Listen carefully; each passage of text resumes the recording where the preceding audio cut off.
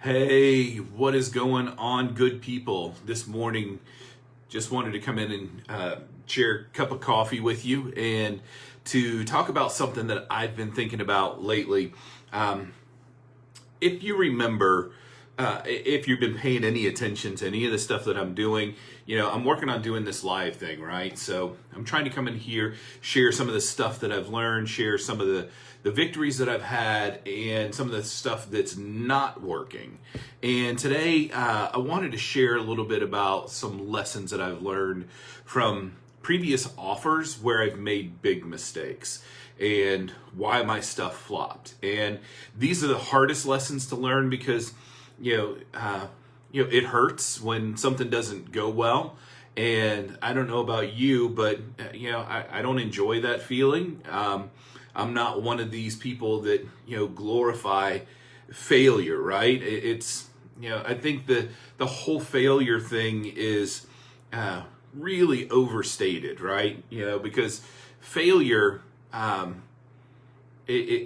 whatever reason, is glorified, right? People get, I saw a TikTok video yesterday where it was talking about fail and fail and fail and fail. And I'm like, yeah, but man, that hurts and it's discouraging. And if, failure, if it doesn't lead to something positive coming from your experience, then it can be debilitating and discouraging, right? And so I wanted to come in and talk a little bit about that because that's what I'm doing. I'm trying to learn as much as I can from my own failures and setbacks to kind of go back and use the Tom Bilyeu perspective that I talked about a couple weeks ago. And basically what Tom said was, failure is the most data rich data stream that we have because there's so many different things that we can learn from it, right? But the thing is if we don't learn from the things that we're failing at or the setbacks that we're having, then you end up stuck. It hurts. It's like I said, it's debilitating and discouraging and can distract you from what you're trying to do. So there really is always two sides to this failure puzzle. And I don't know about you, but it's not always as easy to go back and do the postmortem after you've had a failure to go and find out what it was and what you need to learn from it, because it's not always really easy to do that. So anyway, what I wanted to talk about today is just to, some of the things that I've seen from my own offers that I've been working on in the past and where I've failed. And a couple of years ago now, I created this entire course and I've still got it. It's still out there and it's still helping people, which I'm grateful for, right? But it didn't have anywhere near the level of success that I wanted it to. And one of the biggest things that I learned from that was I didn't do the things that I should have been doing, like my Dream 100, right? That was the biggest thing that really jumped out at me as I look back over the past and what went right and what went wrong with that offer. Now, one of the things that I did get from that offer, though, was I was actually able to partner up with a friend of mine who has a blogging business, and he teaches people about online blogging. I was able to partner with him, and I saw a lot of success come from that one channel, but I didn't put it together that I needed to extrapolate that out to tons of people. And it's not like I didn't already know what the Dream 100 concept was. I just didn't do it, right? And it reminded me of something that Russell said at Funnel Hacking Live this year, which was, if you haven't done your Dream 100, then you need to stop what you're doing and go back and do it, right? That's one of those things that I talk about, that, when you hear Russell Brunson repeat certain things over and over again, because they're really important, right? So when I go back and I look back at this, it was, the course that I created was based on what I had learned from the first time going through the One Funnel Away challenge. I've been trying to figure out a way to take my skills as a web designer and developer into new directions, right? How can I apply these things to my business and, make some progress with this stuff? And so I had this idea. I'm going to create this, how to do WordPress course. And I came up with this thing where I've got 23 different modules, and I walked through everything from the very beginning to signing up for a hosting plan all the way through launching your website, and and literally everything in between. It was this idea to create a concise thing, a resource for people that wanted to learn how to do this, because it was something that I wish that I had when I was first getting started. Because when I first got started with this stuff, I didn't have any of it. It was really, really hard to come by. So and I remember how much it was as a struggle for me. I remember one time I'd been working on this project, right? And this is back in the days when there weren't flat panel monitors like you see behind me, but they were these big, huge CRT monitors. And if you had like a 17-inch monitor, it would take up your entire desktop, right? I mean, they were like incredibly deep and tall, and they were like overwhelming, right? And I'd been working on this project and trying to create a new website, or one of the very first websites, I should say, that I created. And I was so frustrated that I slapped the screen on my big desktop monitor. Of course, I didn't injure it. All I did was hurt my hand. But that was the kind of level of frustration that I felt. So I knew that other people would be frustrated with trying to do things themselves, which is why I created that course to begin with. So. But like I said, I'm here to talk about the mistakes that I made, and the big mistake that I made, like I said, was a couple things. Is I didn't do my Dream 100, so I didn't have the distribution and the traffic that I wanted. I thought that I could just do it through paid ads, right? So I spent a ton of money on paid ads, and what I actually found was, ironically enough, the ads worked, right?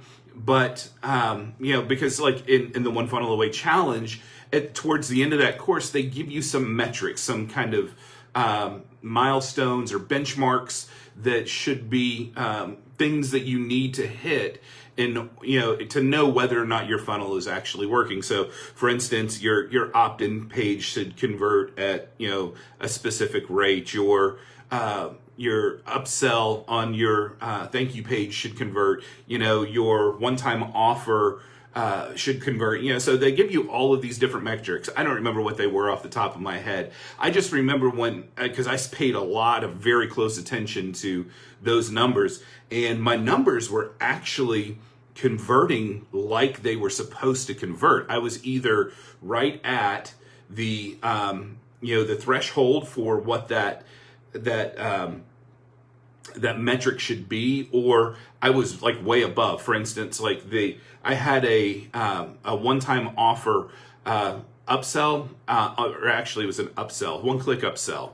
On my checkout page, they said that that would convert maybe, I think, around 30 or something %, but mine was actually converting at 75%, which was blow away for me. It was really awesome to see how well that product actually did as a one-click upsell on that page. So, and that was really it. I didn't have a big, huge, elaborate offer, but all of my numbers at each of the 3 or 4 different touch points were what they were supposed to be. The big problem is I couldn't afford to continue to spend money on ads because I wasn't selling enough in order to pay for the ads. So I ended up, kind of in this situation where, my ad cost was way beyond, what I was actually profiting from my funnel. And that was very frustrating because I knew I had something. But, looking back now, if I would have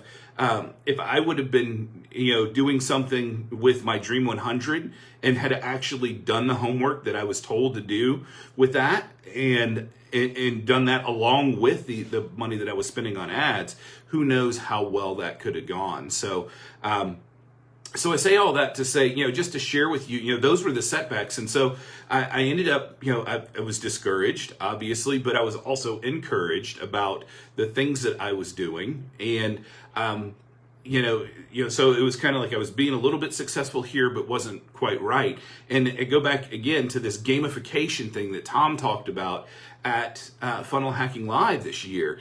And that's what I'm trying to do now, is I'm trying to look at where the things that I've been working on have been failing, and where the things that I'm working on are being successful, and trying to evaluate that in like a computer would, right? Because he used the example of a chess, a computer learning how to play chess, right, and playing against human opponents, and how it did that. And it looked for instances of, when it would fail, it would evaluate, the different moves that it made in order to not have that same failure again. So anyway, that's what I wanted to share with you guys today is, those are just some of the setbacks that I had. I didn't do my Dream 100. I spent way too much money on ads, and ultimately it flopped for what I was expecting it to do. So the course, though, what I did with that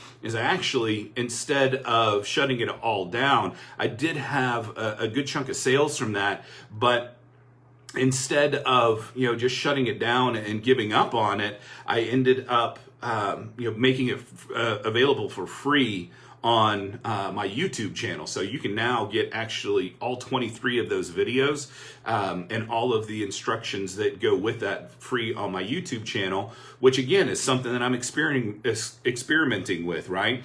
So, and again, I didn't really do enough of the work I think that I needed to do for my target audience on that. And that hasn't gone as well as I would like for it to have gone either. I've got all this great material out there, but I don't have the traffic to it that I want to have. So all of that has led me to a new place, and I've learned a ton from this. I've learned so much from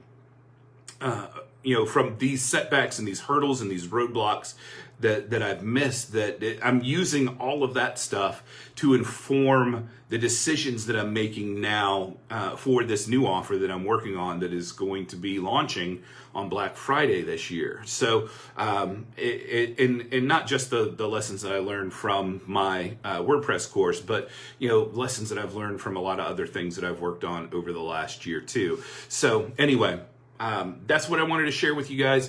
Don't be derailed. Don't glorify your failure.